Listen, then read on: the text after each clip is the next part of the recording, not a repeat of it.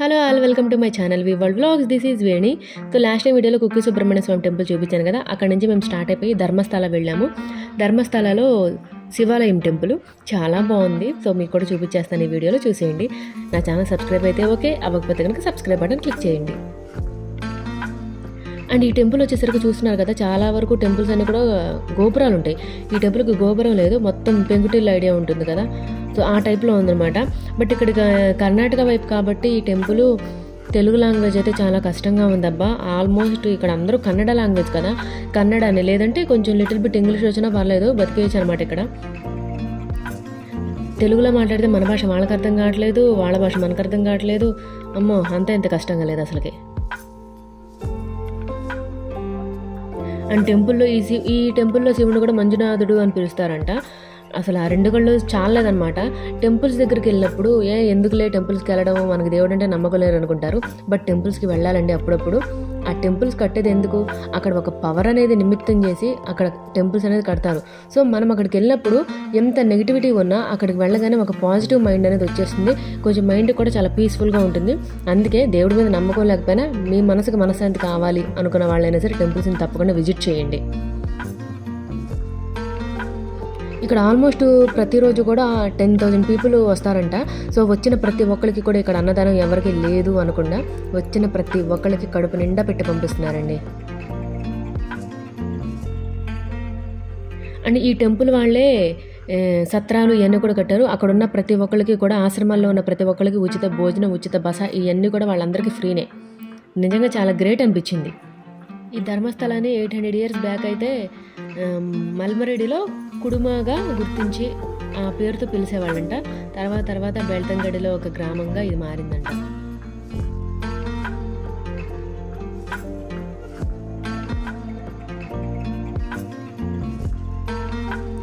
ఖచ్చితంగా ఈ ధర్మక్షేత్రాన్ని మీ లైఫ్లో ఒకసారైనా వచ్చి దర్శించుకోండి.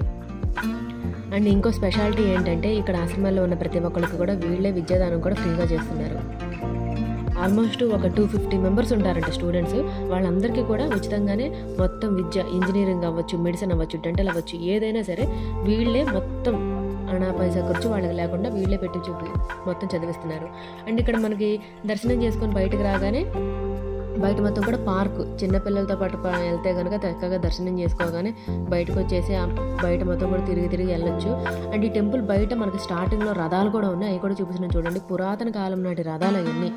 అసలు ఒక్కొక్కటి చూస్తుంటే నిజంగా ఇప్పటి రోజుల్లో ఏం వర్కులు అబ్బా, సివిల్ ఇంజనీర్లు అంటారు కానీ అప్పటి రోజుల్లో సివిల్ ఇంజనీర్లు ఎటువంటి పరికరాలు లేకుండా అప్పటి రోజుల్లోనే ఇలా మొత్తం చెక్కు చెదరకుండా ఇలాగ చెక్కారు అంటే నిజంగా ఒక్కొక్కరికి హ్యాట్స్ ఆఫ్ చెప్పచ్చు. చూస్తున్నారు కదా ఎంత పాతకాలం నాటివో రథాలన్నీ. ఈ రథాలను కదిలించరు అనుకుంటా, ఇక్కడే ఉంచుతారనుకుంటా వీటిని. ఏదైనా స్పెషల్ డేస్ అప్పుడు కూడా ఇక్కడ అసలు ఖాళీ ఉండదంట. ఆ నార్మల్ డేస్ అప్పుడే 10,000 మంది వస్తున్నారు. ఇంకా స్పెషల్ డేస్ అప్పుడు చెప్పాల్సిన అవసరమే లేదు, కిక్కిరిసిపోయిద్దంట జనాలతో. అండ్ వ్యూ కూడా చాలా బాగుంది. మనకి కర్ణాటక వైపు కదా, కొంచెం ఎండ ఇవి లేకుండా ప్లెజెంట్గా, మనకి ఏంటంటే మన ఏపీ సైడ్ అంతా కూడా చెమట్లు కారిపోయి చిరాగ్గా ఉండిద్ది అనమాట దర్శనానికి వెళ్ళాలన్నా. అక్కడ మాత్రం వాతావరణం చాలా ప్లెజెంట్గా, పీస్ఫుల్గా నేచర్ని ఆస్వాదిస్తూ మనశ్శాంతిగా వెళ్ళి దర్శనం చేసుకొని రావచ్చు అనిపించింది.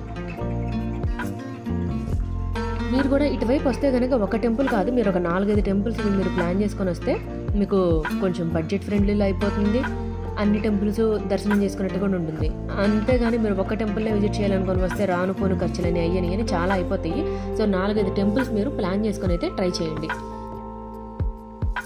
అండ్ దగ్గరలో చుట్టుపక్కల ఏమైతే ఉన్నాయో అవి చూసుకోండి. మేము ఇది అయిపోయిన తర్వాత మళ్ళీ ఇక్కడ నుంచి మంగళూరు మంగళాదేవి టెంపుల్కి బయలుదేరాము. అది కూడా నేను ఈ వీడియోలో చూపిస్తున్నాను చూడండి. అక్కడ ఎక్కువ వీడియోస్ అయితే తీయలేదు, నాకు వీలైనంతవరకు తీశాను. అండ్ మొత్తం గోల్డెన్ టెంపుల్ టైప్లో గోల్డ్ కలర్ వేసి అదొక టెంపుల్ కూడా ఉంది. ఆ టెంపుల్ కూడా నేను వీడియో తీశాను, ఈ వ్లాగ్లోనే ఉంటుంది చూడండి.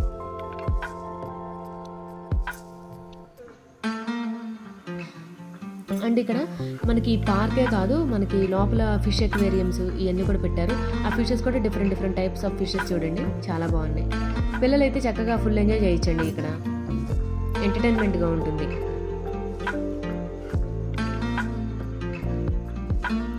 కలర్స్ ఫిషెస్ చూడండి ఎంత బాగున్నాయో.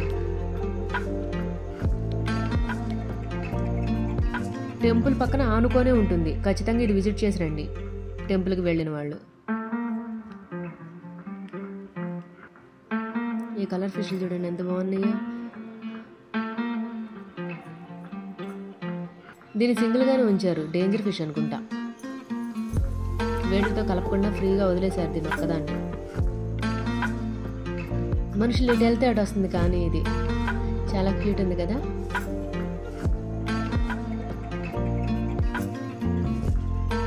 మొత్తం బట్ సింగిల్ ఫ్యామిలీ వెళ్ళకుండా ఒక 2-3 ఫ్యామిలీస్ కలిసి వెళ్తే చక్కగా మనం టైం కూడా తెలియదు అనమాట. మంచిగా ఎంజాయ్ చేసినట్టు ఉండిద్ది, దర్శనాలన్నీ మంచిగా జరిగితే బాగుంటుంది అనమాట. అలా ప్లాన్ చేయండి, ఒక్క ఫ్యామిలీనే వెళ్ళకుండా ఒక 2-3 ఫ్యామిలీలు కలిసి వెళ్ళేలాగా.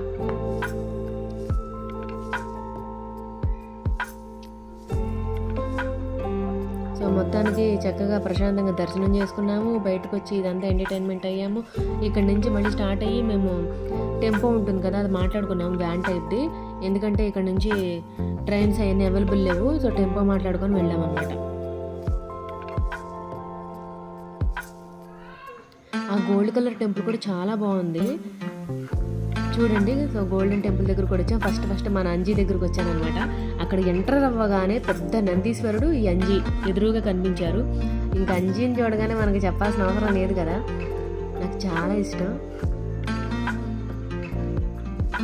చూడండి టెంపుల్ బయట ఇదంతా, ఎదురుగా నంది, లెఫ్ట్ సైడ్ అంజీ ఉన్నారు, అండ్ రైట్ సైడ్ బాబా గారు ఉన్నారు. మొత్తం టెంపుల్ అంతా కూడా వ్యూ చూడండి ఎంత బాగుందో.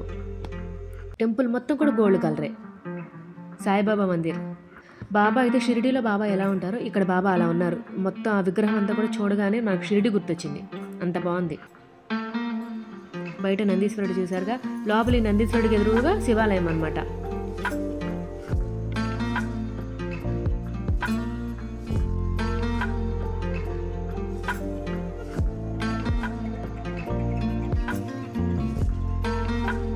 విఘ్నేశ్వరుడు ఎంటర్ అవ్వగానే వినాయకుడి స్వామి టెంపుల్ కూడా ఉంది.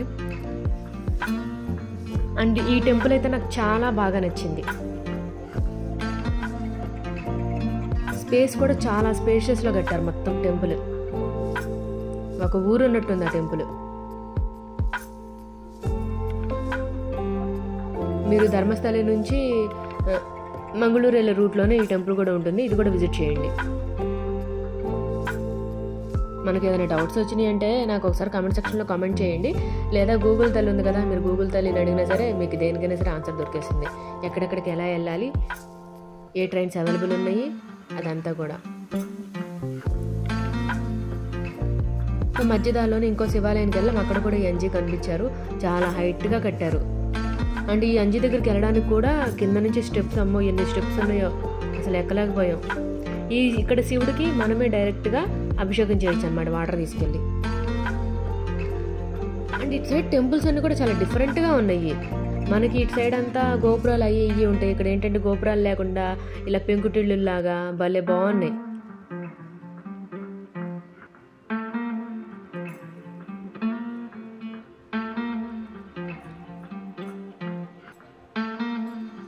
అండ్ చూడండి మేము వెళ్ళేసరికి ఆఫ్టర్నూన్ 12:30-1 అవుతుంది.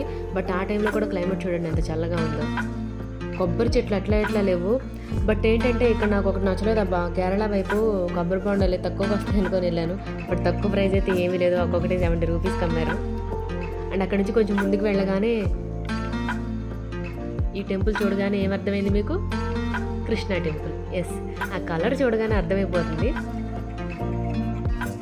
ఇక్కడ కూడా చాలా బాగా దర్శనమైంది. ఈ టెంపుల్స్ లొకేషన్స్ అన్నీ కూడా నేను డిస్క్రిప్షన్లో ఇస్తున్నాను, మీరు క్లిక్ చేస్తే ఆ లొకేషన్స్ తెలుస్తాయి. సో కేరళలో కొబ్బరి బొండం తాగకుండా ఎలా, అందుకే తీసుకొని తాగేసాం. సో అక్కడ నుంచి రిటర్న్ అయ్యి మంగళూరు మంగళాదేవి టెంపుల్కి వచ్చాము. అమ్మవారు అయితే చాలా బాగున్నారు. బట్ ఇక్కడ జనాలు అయితే లేరబ్బా, దర్శనం మాత్రం చాలా మంచిగా జరిగింది. లోపల గర్భగుడిలో అమ్మవారు చూడండి, దగ్గర నుంచి అయితే తీయలేకపోయాను, దూరం నుంచి చూశాను. ఈ అమ్మవారి దయ అందరి మీద ఉండాలని మనస్ఫూర్తిగా కోరుకుంటున్నాను.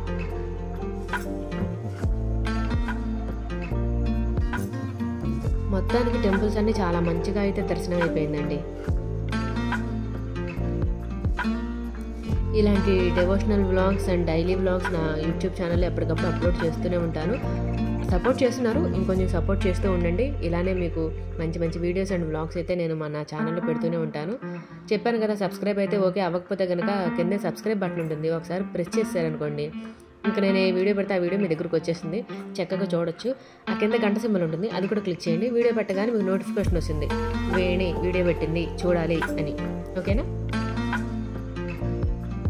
So thank you for watching guys. ఇలాంటి మోర్ అప్డేట్స్ కోసం నా ఛానల్ని ఫాలో అవ్వండి. Thank you so much.